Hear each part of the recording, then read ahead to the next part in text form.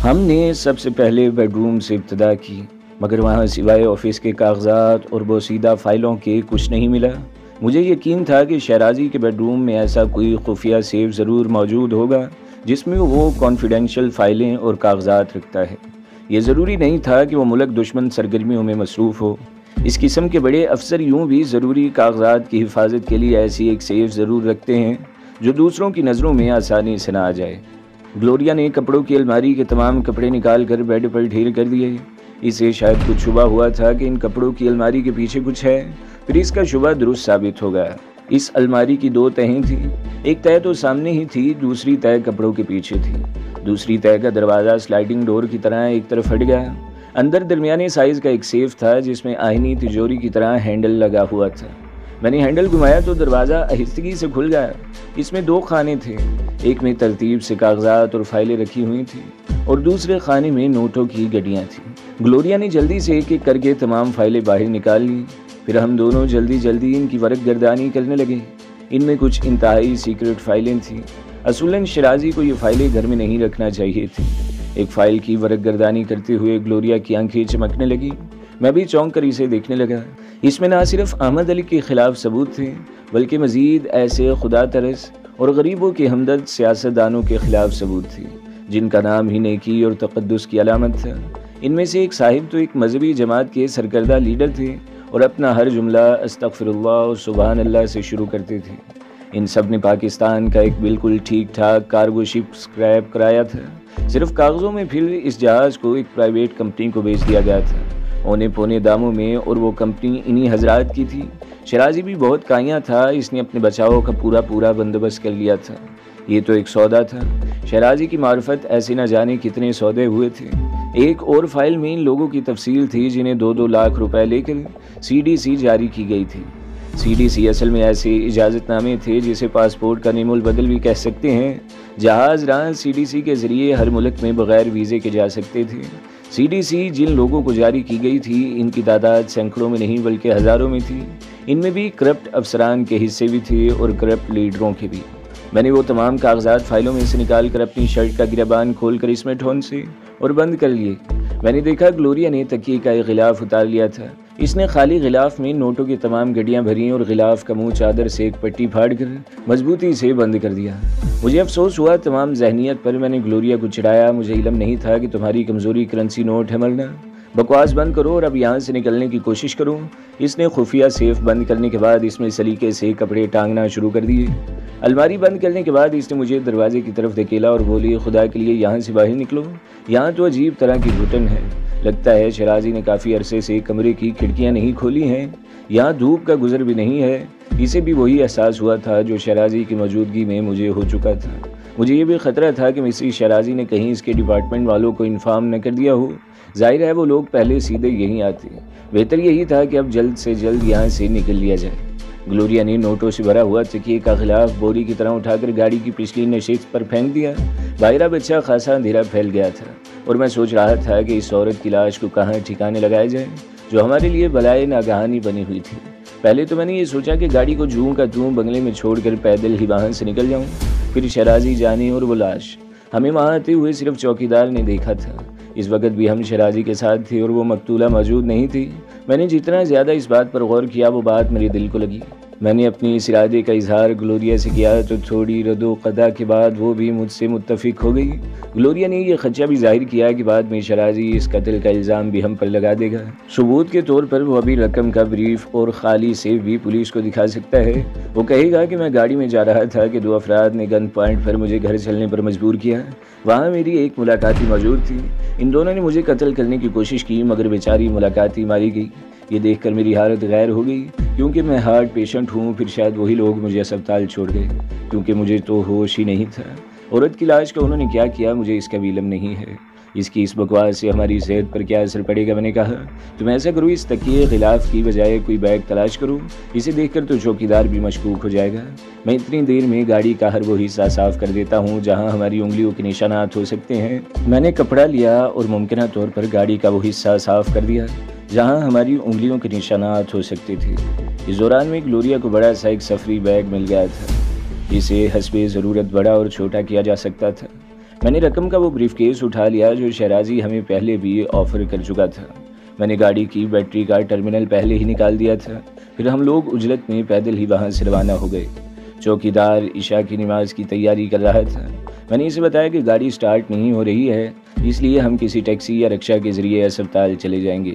میں نے بیگم صاحبہ کو فون کر دیا ہے، وہ وہاں سے روانہ ہو چکی ہیں اور 2-2.5 گھنٹے تک یہاں پہنچ جائیں گی۔ میں نے دیکھا کہ چوکیدار کی نظریں اس بیگ پر جمی ہوئی تھی جو گلوریا کے ہاتھ میں تھا۔ میں نے جلدی سے کہا اس بیگ میں صاحب کے استعمال کی چیزیں اور کپڑے ہیں۔ چوکیدار مطمئن ہو گیا۔ وہاں سے باہر نکل کر چند قدم چلنے کے بعد ہمیں ایک ٹیکسی مل گئی۔ ابھی تک میں نے یہ نہیں سوچا تھا کہ ہمیں اب کہاں جانا ہے۔ گلوریا نے ٹیکسی والے سے لی مارکیٹ چلنے کو کہا تو میں حیران رہ گیا۔ ٹیکسی والے نے ناگواری سے گلوریا کو دیکھا، پھر بیزاری سے بولا، کوئی اور گاڑی دیکھو میم صاحب، میں ادھر نہیں جا رہا ہوں۔ میم صاحب اردو نہیں سمجھتی ہیں، میں نے مداخلت کی، جو کچھ کہنا ہے مجھ سے کہو۔ تم نے سنا نہیں کہ میں اس طرف نہیں جاؤں گا، ٹیکسی والا خونخوار لہجے میں بولا۔ وہ 30-35 سال کا جوان اور کثرتی جسم کا شخص تھا اور شاید اسے اپنی تنوتوش اور طاقت پر بہت ناز تھا، اس لیے سواریوں سے یوں بات کرتا تھا جیسے ٹیکسی میں بٹھا کر ان پر احسان عظیم کر رہا ہو۔ مجھے ایسے لوگوں سے نہ جانے کیوں اللہ واسطے کا ویر ہے جو پیسے لے کر بھی یوں احسان جتاتے ہیں جیسے راہ خدا کام کر رہے ہوں۔ آخر وہاں جانے میں کیا قباحت ہے؟ میں نے حتی المکان نرم لہجے میں پوچھا۔ بھائی میں نے جب کہہ دیا کہ وہاں نہیں جاؤں گا تو نہیں جاؤں گا۔ ان کنگلے نشے بازوں کے پاس ہوتا کیا ہے؟ وہاں یہ لوگ نشے کی تلاش میں جاتے ہیں اور اکثر کرایہ بھی نہیں دیتے۔ وہ تلخ لہجے میں بولا۔ ان دنوں لی مارکیٹ میں چرس وغیرہ وافر مقدار میں ملتی تھی۔ اگر یہ بات ہے تو تم کرایہ ایڈوانس لے لو، میم صاحبہ نشے کی شوقین نہیں ہے، یہ وہاں اپنے بھائی کی تلاش میں جا رہی ہیں۔ میں نے جیب سے 100 کا ایک نوٹ نکال کر ڈرائیور کی طرف بڑھا دیا۔ بات پیسے کی نہیں اصول کی ہے۔ ڈرائیور میرے نرم لہجے کو میری کمزوری سمجھا۔ جب میں نے ایک دفعہ انکار کر دیا تو پھر کر دیا۔ اصول کی بات تو یہ ہے کہ جب تم نے گاڑی روڈ پر نکالی ہے تو تمہیں پیسنجر کی فرمائش پر جہنم میں بھی جانا پڑے گا، میں نے تزہیر کمیز لہجے میں کہا۔ اچھا زیادہ بک بک مت کرو اور اس سفید کتیا سمیت نیچے اترو، میرے دھندے کا ٹائم ہے، اس نے تلخ لہجے میں کہا۔ میرا خیال ہے کہ اب تم نیچے اتر جاؤ، مجھے ڈرائیونگ آتی ہے۔ ڈرائیور نے ایک دم میرے منہ پر گھونسا مار دیا۔ میں اس حملے کے لیے ذہنی طور پر بالکل تیار نہیں تھا، اس لیے چند لمحوں تک چکرا کر رہ گیا۔ اس موقع سے فائدہ اٹھا کر اس نے تابڑ توڑ 3-4 گھونسے میرے پیٹ میں جڑ دیے۔ اس کمبخت کا ہاتھ بہت سخت تھا، وہ تھا ہی کسی گینڈے کی طرح جاندار۔ پھر اس نے اگلی نشست کا دروازہ کھولا اور مجھے باہر دھکیلنے کی کوشش کی۔ چہرے پر گھونسا پڑنے سے میں چند لمحے کے لیے چکرا کر رہ گیا، مگر اس کے باقی گھونسے مجھ پر زیادہ اثر انداز نہ ہو سکے۔ میں اس دوران میں سنبھل چکا تھا۔ اس نے دوبارہ مجھے باہر کی طرف دھکیلنے کی کوشش کی تو میں اس کی وہی کلائی مضبوطی سے پکڑ لی اور جھٹکا دے کر اسے مزید نزدیک کر لیا۔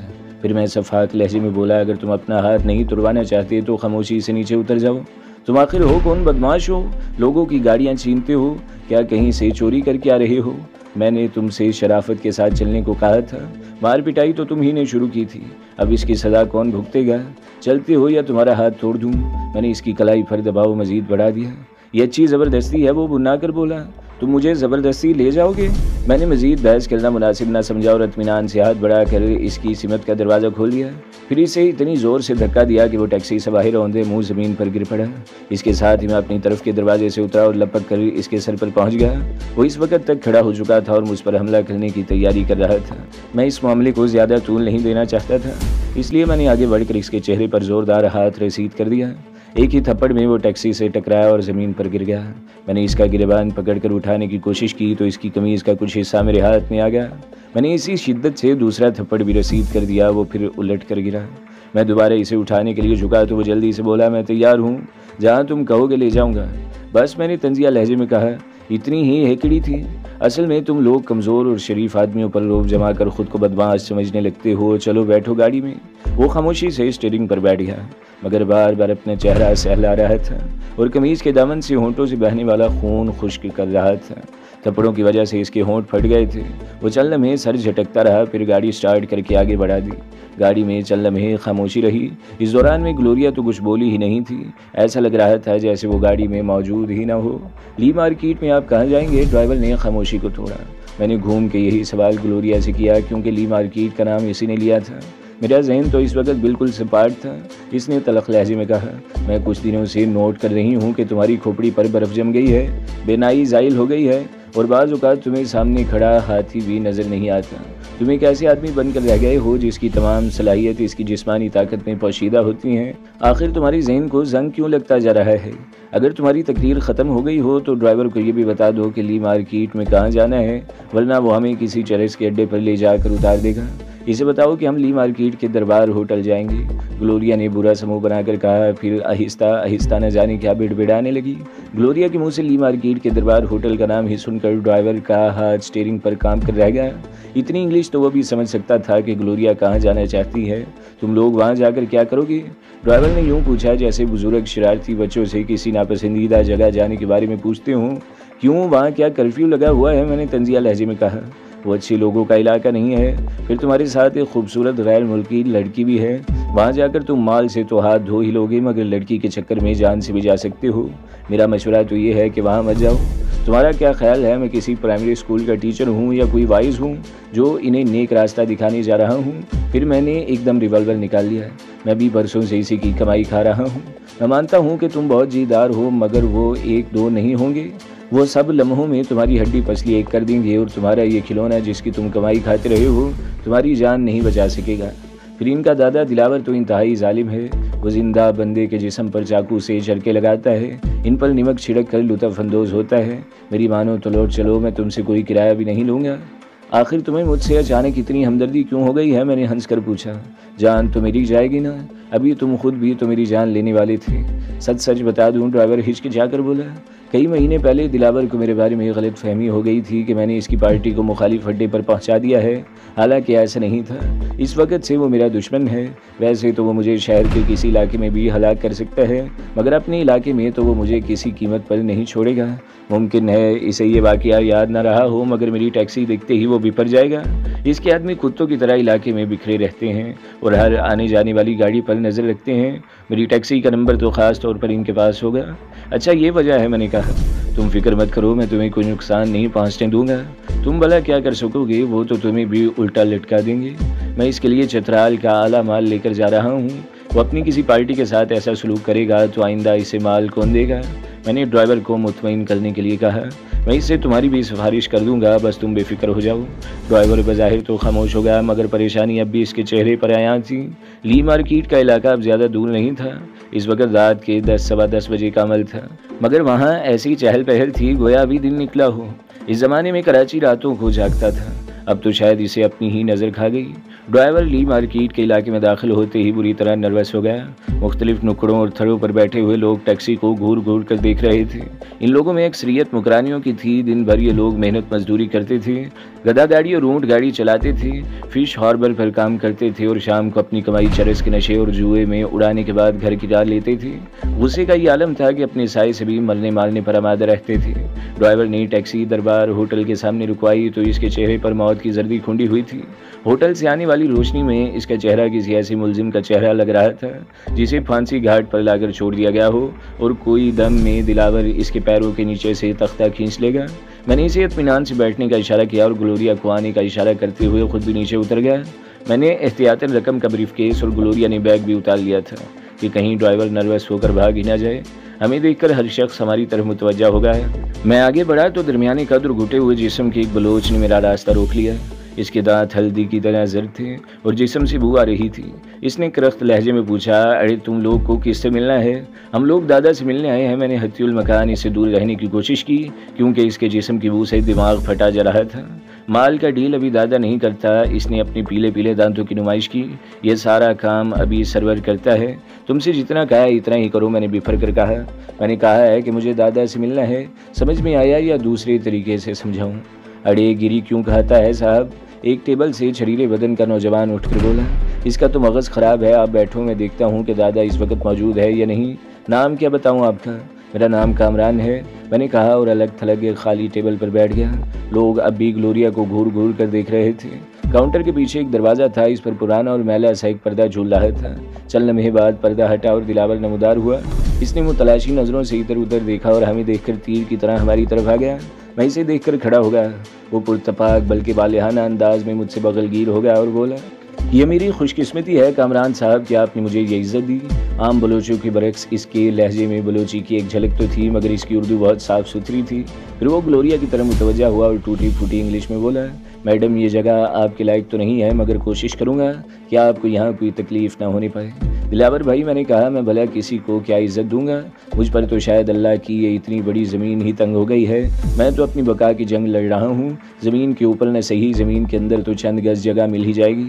میری حالت تو اس فوجی کی سی ہے جو آخری سانس اور آخری گولی تک اپنی شکست تسلیم نہیں کرتا۔ سو جب تک زندگی کے سانس باقی ہیں جی رہا ہوں۔ ایسی مایوسی کی باتیں آپ کے منہ سے اچھی نہیں لگتی کامران صاحب، دلاور نے کہا۔ آپ تو بڑے بڑے سرماؤں کے لیے دہشت کی علامت ہیں۔ آپ کا نام سن کر دشمنوں کی نیندیں اڑ جاتی ہیں۔ آپ جیسا شیر بھی ایسے باتیں کرے گا تو ہم کہاں جائیں گے؟ شیر، میں نے استہزائیہ انداز میں کہا۔ میں ایسا شیر ہوں جس کے دانت اور پنجے اپنوں ہی نے نکال دیے ہیں، اس کے باوجود ہر قدم پر موت کے شکنجے ہیں۔ دلاور کو اچانک جیسے ہوش آ گیا، وہ مڑ کر چیخا، سرور اندر والے کمرے کی صفائی کراؤ اور 2 بوتلیں ٹھنڈی یخ یہاں بھجوا دو۔ میں نے دیکھا وہاں بیٹھے ہوئے افراد کی آنکھوں میں میرے لیے عقیدت تھی، اب وہ گلوریا کو بھی نہیں گھور رہے تھے۔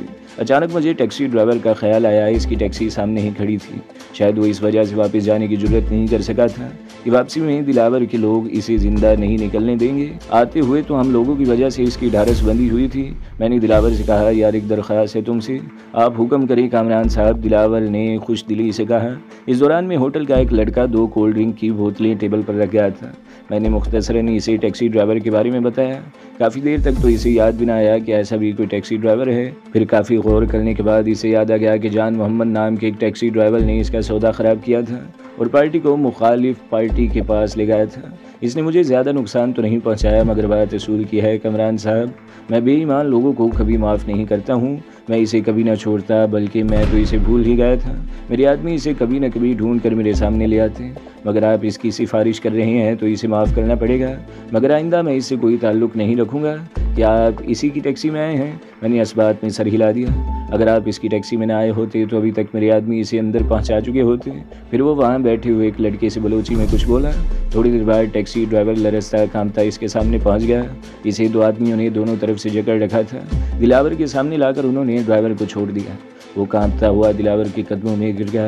ارے سیدھی طرح مردوں کی طرح کھڑے ہو، ہمارے پاؤں مت پڑو، ہم نے تم کو اپنے دوست کی وجہ سے معاف کیا ہے، ہم لوگ بے ایمان آدمی کا دشمن ہے، تم نے ہمارا ہی نمک کھا کر ہم سے نمک حرامی کیا، ابھی ادھر سے شکل گم کرو۔ پھر اس نے آواز دے کر سرور کو بلایا اور کہا، ارے آج سے اس خنزیر کا نام اپنے دشمنوں کی فہرست سے خارج کر دو، بس آئندہ یہ اس علاقے میں نظر نہ ہے۔ پھر وہ ڈرائیور سے بولا، ابھی تو میں نے اپنے دوست کی سفارش پر تجھے چھوڑ دیا ہے جان محمد، مگر آئندہ تو مال کے اس دھندے میں نظر آیا تو وہ دن تیری زندگی کا آخری دن ہوگا۔ یہ کہہ کر اس نے جیب سے 100 کے 3 نوٹ نکالے اور جان محمد کی طرف پھینکتے ہوئے بولا، ابھی گم ہو جاؤ ادھر سے، میرا ایک آدمی تجھے یہاں سے باہر نکال دے گا، جا دفع ہو جا۔ پھر اس نے ایک آدمی کو حکم دیا، اس خنزیر کو علاقے سے باہر چھوڑاؤ، سرور تو اب کل ہی سے احکامات جاری کرے گا۔ اسی دوران میں دلاور کے ایک آدمی نے بتایا کہ مہمانوں کے لیے کمرہ تیار ہے۔ دلاور نے مجھ سے اور گلوریا سے اندر چلنے کو کہا۔ کاؤنٹر کے پیچھے پردہ ہٹا کر ہم اندر داخل ہوئے تو بیٹھک نما ایک کمرہ تھا۔